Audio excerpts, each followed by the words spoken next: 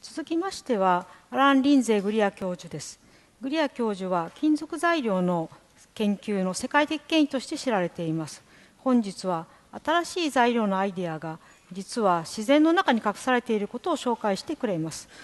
お手元のレシーバーを使うと、日本語の通訳をお聞きになれます。英語でそのまま聞いてみたいという方はぜひ挑戦してみてください。それではグリア教授お願いいたします。Professor Greer, please.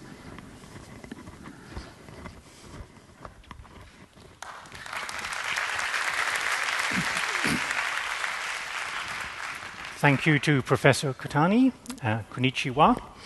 It's a great privilege to be here at Science Talk Live and a great pleasure to be in Sendai.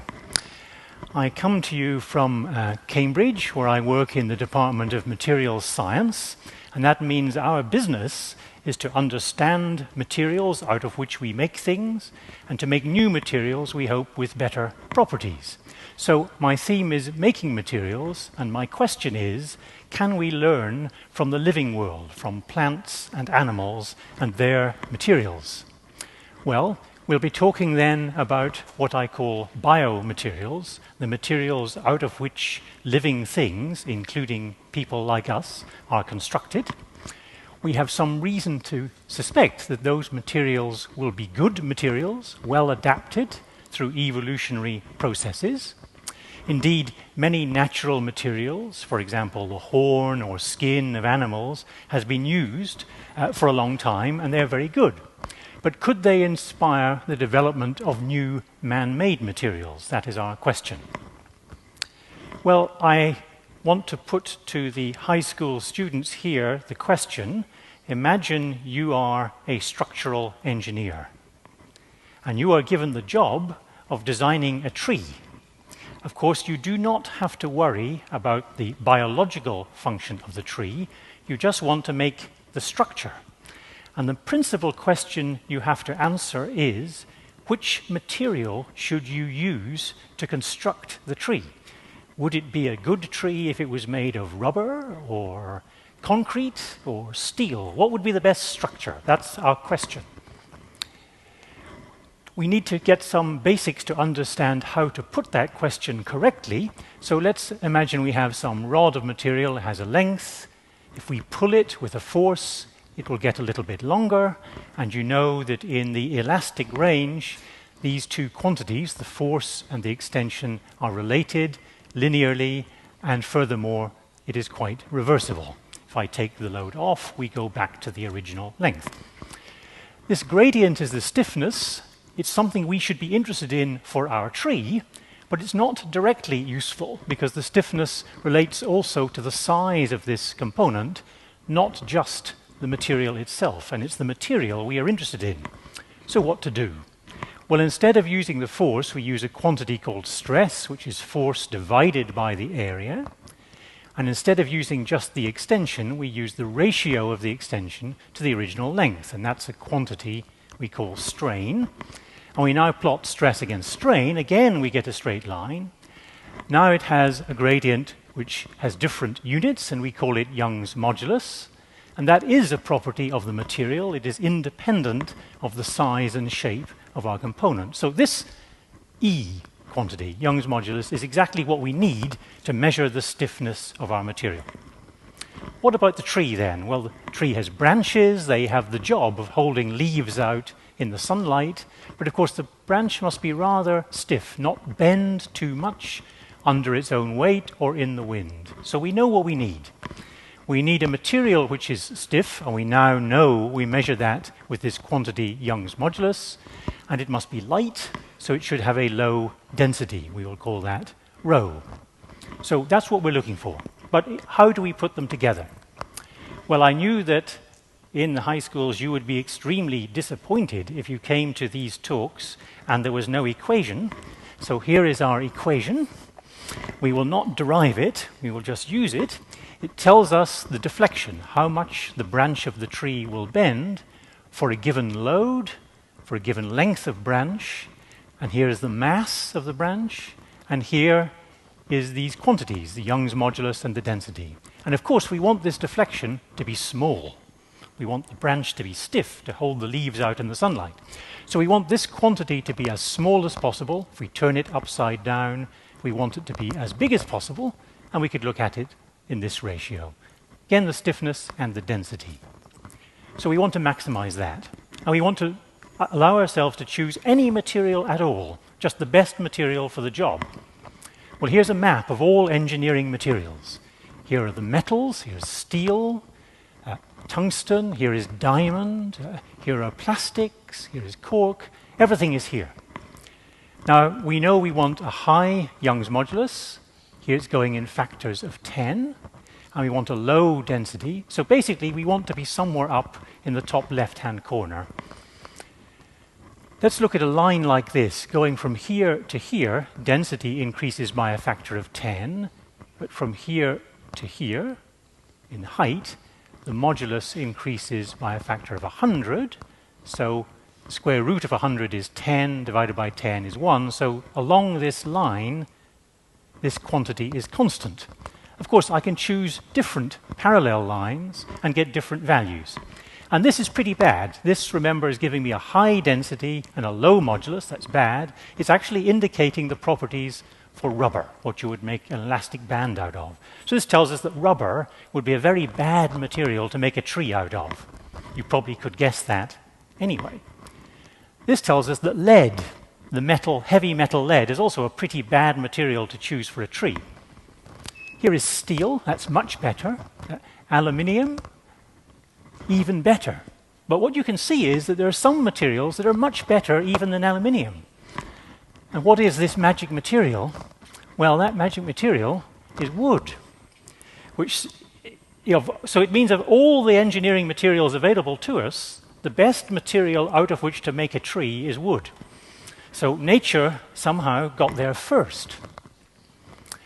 Now, at Cambridge, we have many famous alumni, and one of our more famous alumni is somebody called Charles Darwin and his theory of evolution, and it helps you to understand how these natural materials could evolve and be good for what they do. What does wood actually look like? Well, it has long cells parallel to the trunk of the tree. Of course, if you imagined having all those long cells and nothing else, they would come apart easily. So you need other cells to hold them together. This is one slice. Here are the cells holding the vertical ones together. Here are these vertical cells again, and these little things are they come out perpendicular to the screen, holding the vertical cells together. And if you had a tree trunk and you cut it off, you would then have a cross-section, and this is what it looks like with the vertical cells coming out of the board, and here's a growth ring in a tree for winter growth slowing up, spring speeding up. And different woods can be denser or lighter. They can be very light indeed, mostly air. Can we learn from this? Well, imagine you were living a long time ago in a cave. You were a caveman. This would be the range of materials available to you. Some metals, here's wood. Roman Empire, that would be the range of materials available to you. 1900, that would be the range of materials available to you. Today, that's the range. And look, this big expansion is coming in the same direction as wood. These are materials inspired by woods. These are rubber materials, polymer materials, but you can also make foam-like structures out of metals. Here are lots of examples, and you get better properties. Now, my next story, that's story number 1 of learning from nature, is maybe we could learn something from the spider. We'll continue to look at elastic properties now of our spider's web, and the spider has a problem. The web has to be able to absorb the energy of an incoming fly. So how to do that? Well, we take our same curve, stress and strain, and the energy absorbed is this area. How to make that area bigger? Well, you could make the lines of the spider's web stronger, so that means you could simply go to a greater stress with no risk of breaking, and you'd have a bigger area, more energy absorbed. Interestingly, you could do much better if you allow yourself to have a lower Young's modulus. You then get a much bigger area and energy absorbed. And the spider constructs its web with radial lines, the frame, And these lines, the capture lines, and the spider engineers that the Young's modulus is different by a factor of 100 for these two lines. And the capture lines are the ones absorbing the most energy, and they have a very low modulus.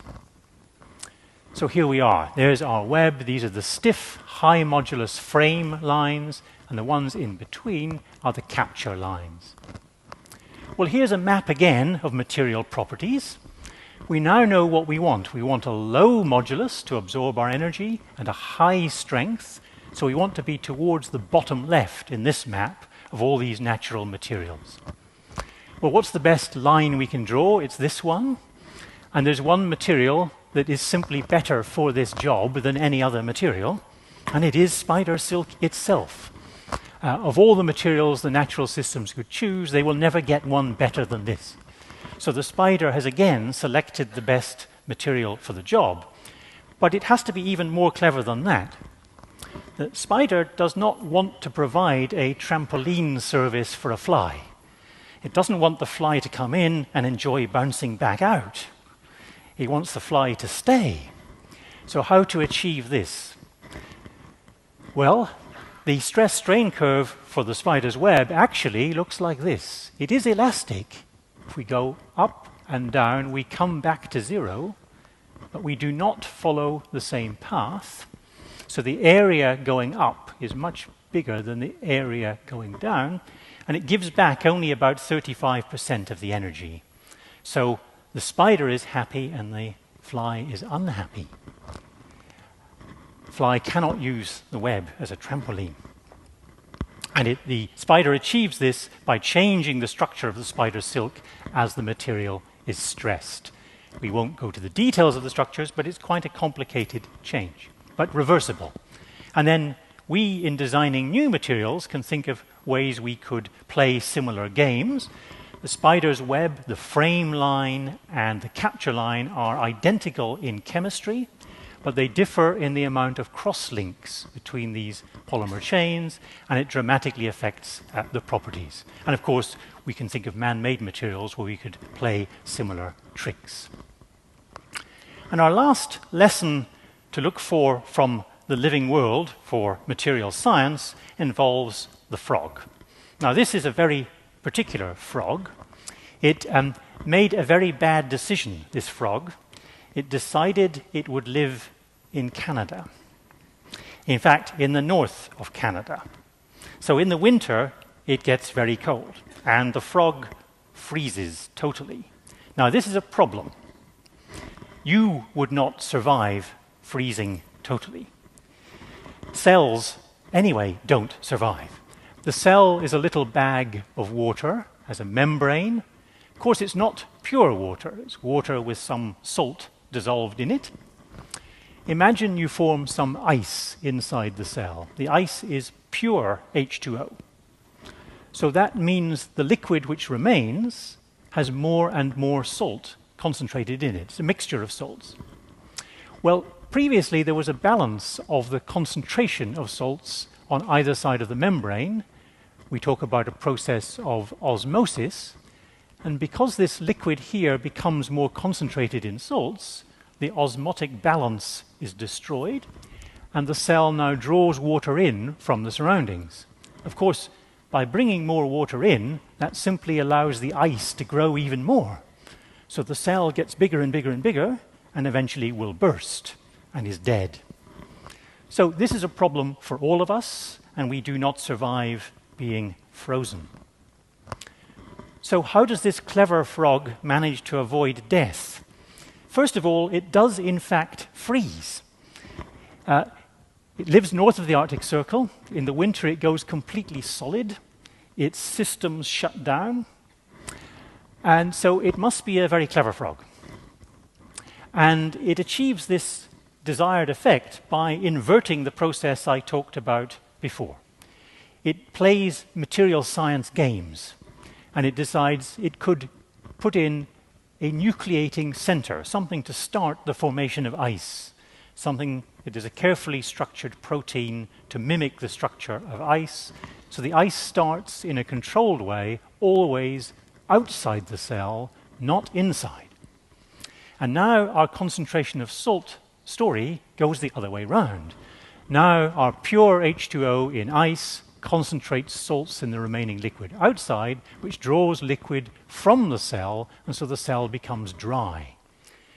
But dry things can be still living. For example, you are familiar with seeds of plants, which are effectively totally dry, but will come to life when wet. So the cell can dry out. In fact, it forms what is technically a glass based on the sugars and salts inside. Here is a diagram about freezing. So here is temperature. This is pure water. This would be a type of sugar. It doesn't matter which. Up here, everything is liquid. If you cool pure water, you form ice. On this side, you would have liquid sugar that forms crystalline sugar.